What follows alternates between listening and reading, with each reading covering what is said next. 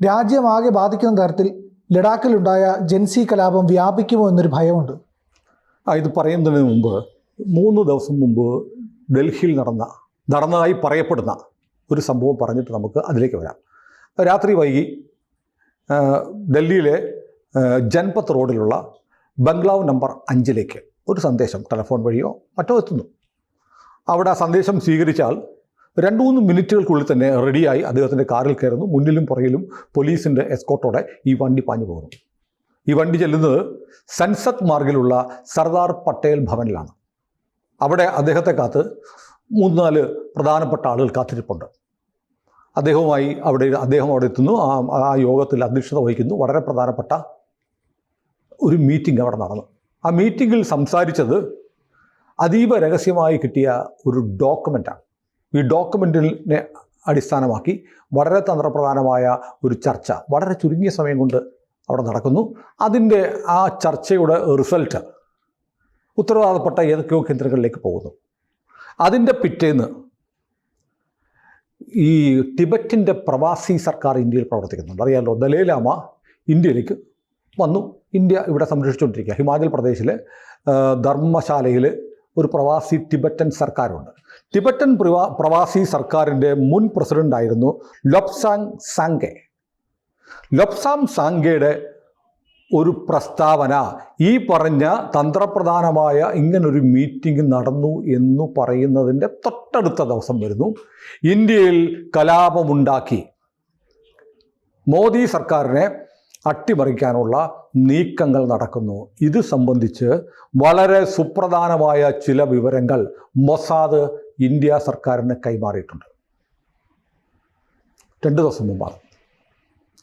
അതിന് തൊട്ടടുത്ത ദിവസമാണ് ഇന്നലെ ഈ ജൻസി കലാപമെന്ന് വിശേഷിപ്പിക്കപ്പെടുന്ന, അല്ലെങ്കിൽ സോനം വാങ്ചുക് എന്ന് പറയുന്ന ലഡാക്കിലെ ഒരു സമരനായകൻ, കാലാവസ്ഥാ പ്രവർത്തകൻ എന്നൊക്കെയാണ് പുള്ളി അറിയപ്പെടുന്നത്. അദ്ദേഹത്തെ നമുക്ക് വിശദമായിട്ട് അതിലേക്ക് വരാം. അദ്ദേഹത്തിൻ്റെ ഭാഷയിൽ പറഞ്ഞ ജൻസി കലാപം എന്ന് പറയുന്ന ഒരു പറ്റം ചെറുപ്പക്കാരുടെ സമരം ലഡാക്കിൽ ആരംഭിക്കുന്നതും പോലീസ് വാഹനങ്ങൾ, BJPയുടെ ഓഫീസ് ഒക്കെ തീവെക്കുന്നു, പോലീസിന് നേരെ കല്ലെറിയുന്നു, ഒടുവിൽ പോലീസ് വെടിവെക്കുന്നു.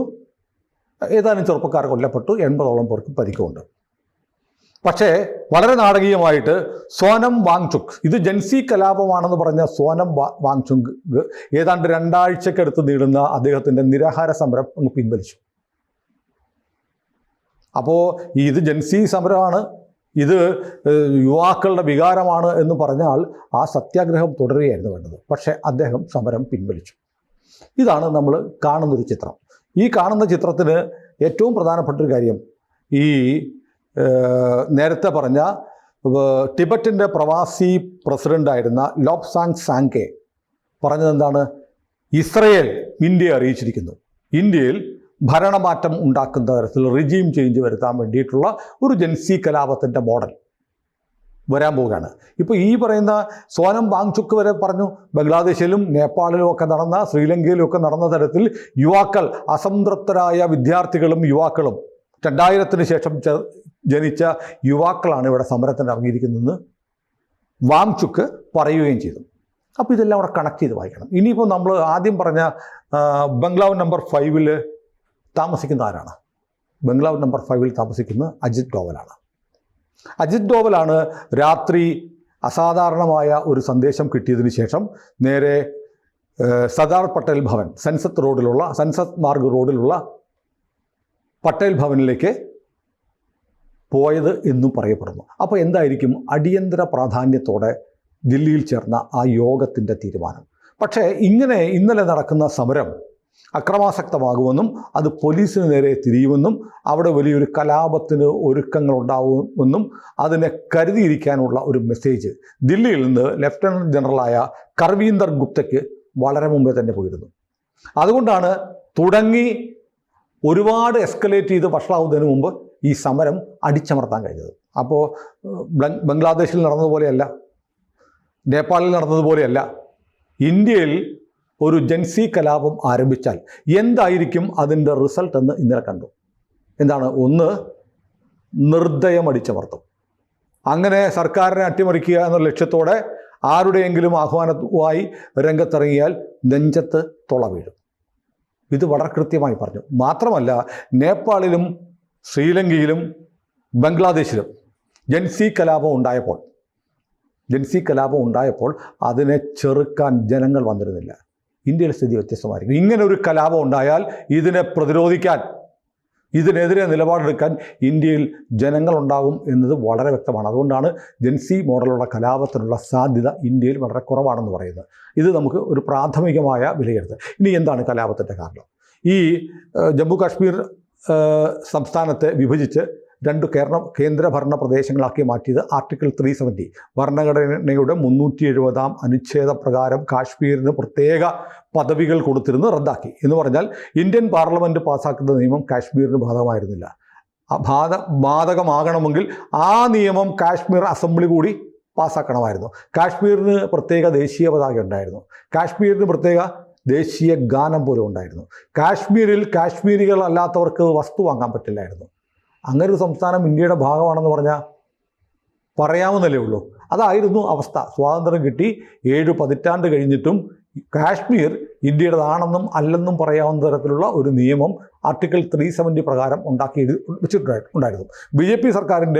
ബി ജെ പിയുടെ എക്കാലത്തെയും പ്രഖ്യാപിത പ്രകടന പത്രികയിൽ പറഞ്ഞിരുന്ന നയമാണ് ഈ 370 ആർട്ടിക്കിൾ 370 അനുച്ഛേദം 370 എടുത്തു കളയുന്നുള്ളത്. അങ്ങനെ അത് എടുത്തു കളഞ്ഞു.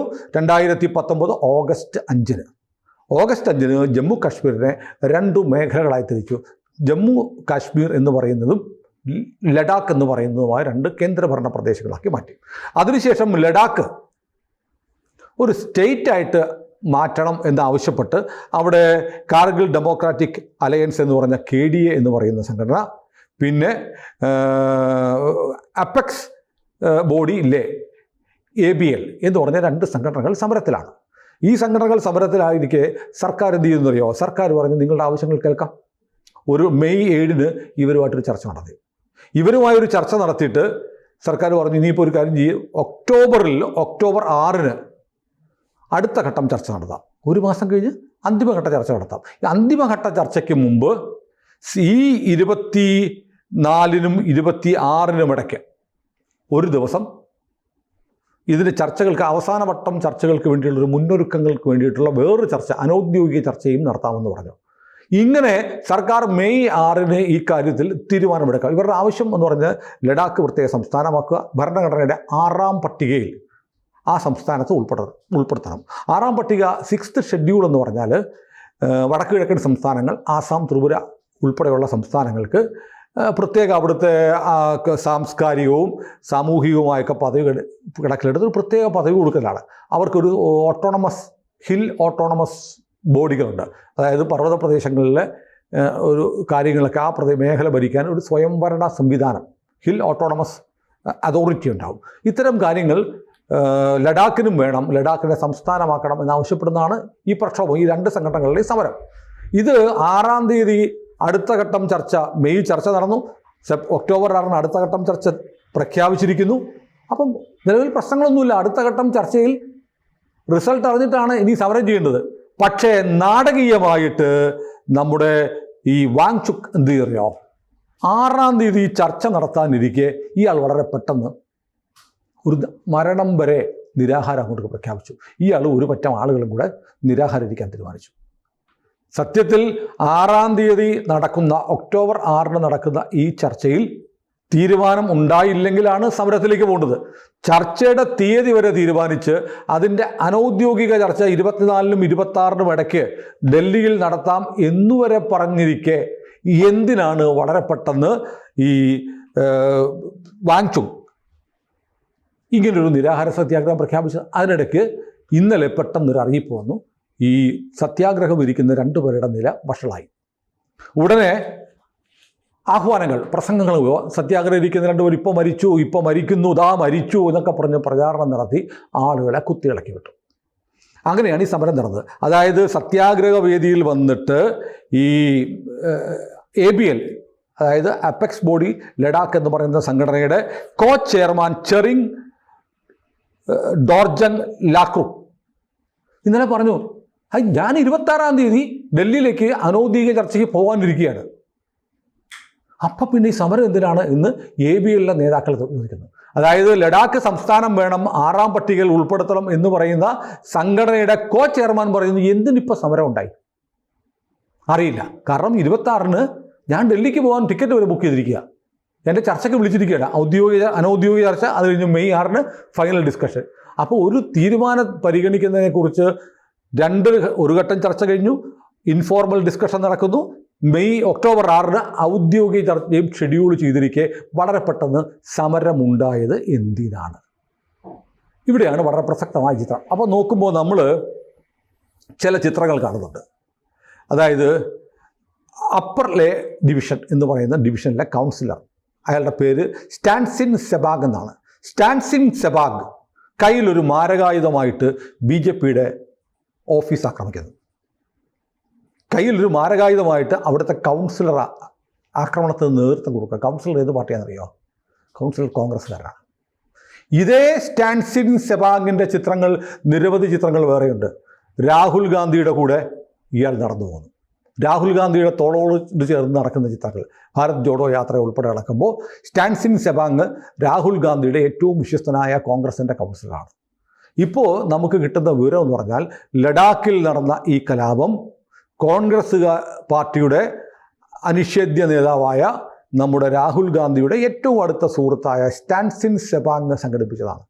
സ്റ്റാൻസിൻ സെബാങ്ങിന് തന്നെ കയ്യിൽ ആയുധവുമായി വന്നിട്ട് അക്രമ പ്രവർത്തനങ്ങൾക്ക് നേതൃത്വം കൊടുത്തു. BJPയുടെ ഓഫീസ് തീയിട്ടു, അവിടുത്തെ ഓട്ടോണമസ് ഹിൽ ഡിവിഷൻ്റെ ഓഫീസ് കത്തിച്ചു, പോലീസ് വാഹനങ്ങൾ കത്തിച്ചു, പോലീസിന് നേരെ കല്ലേറുണ്ടാക്കി. അവസാനം പോലീസ് ഈ വിദ്യാർത്ഥികൾക്ക് നേരെ വെടിവെക്കുന്ന സാഹചര്യം ഉണ്ടാക്കി. ആര്? സ്റ്റാൻസിൻ സെബാങ് എന്ന് പറഞ്ഞ കോൺഗ്രസ് കൗൺസിലർ. ഇനി നമ്മൾ പറഞ്ഞ വാങ്ചുക്കിൻ്റെ പങ്ക് നിഷ്കളങ്കമല്ല. കാരണം 26-ന് ഡൽഹിയിൽ അനൗദ്യോഗിക ചർച്ച, ഒക്ടോബർ 6-ന് ഒഫീഷ്യൽ ഡിസ്കഷൻ കേന്ദ്ര സർക്കാരുമായിട്ട് പ്ലാൻ ചെയ്തിരിക്കെ എന്തിനാണ് ഇയാൾ പെട്ടെന്നൊരു സമരം നടത്തിയത്? എന്നിട്ട് ഈ സമരം ജൻസി കലാപത്തിൻ്റെ മോഡലാണെന്ന് വാങ്ചുക്ക് പറഞ്ഞത് എന്തിനാണ്?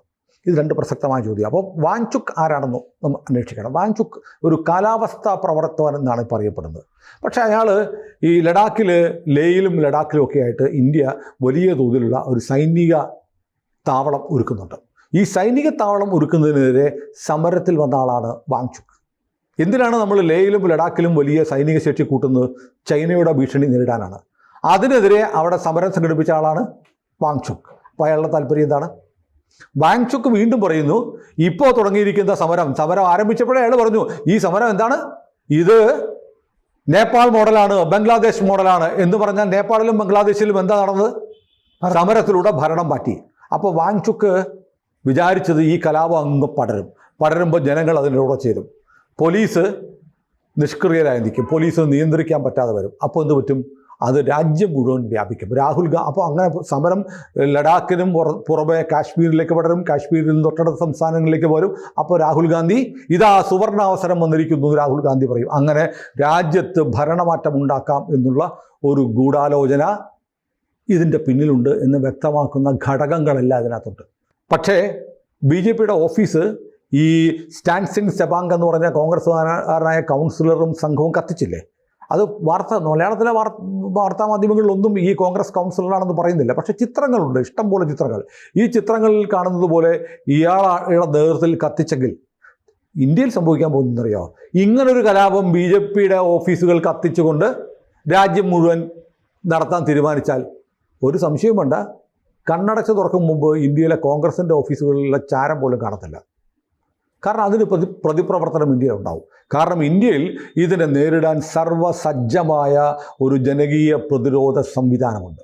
ഏതായാലും നമ്മൾ ആശങ്കപ്പെട്ടതുപോലെ രാഹുൽ ഗാന്ധിയുടെ ഭരണം അട്ടിമറിക്കാനുള്ള നീക്കങ്ങൾ തുടരുക തന്നെ ചെയ്യും. അതിൻ്റെ ഒരു ടെസ്റ്റ് ഡോസാണ് ലഡാക്കിൽ നടന്നത്. അപ്പോൾ ജൻസി കലാപം തന്നെയാണ് അവിടെ ആരംഭിച്ചത്. പക്ഷേ അത് ഇന്ത്യ സർക്കാരിന് വളരെ കൃത്യമായി വളരെ മുമ്പേ വിവരങ്ങൾ ലഭിച്ചിരുന്നു.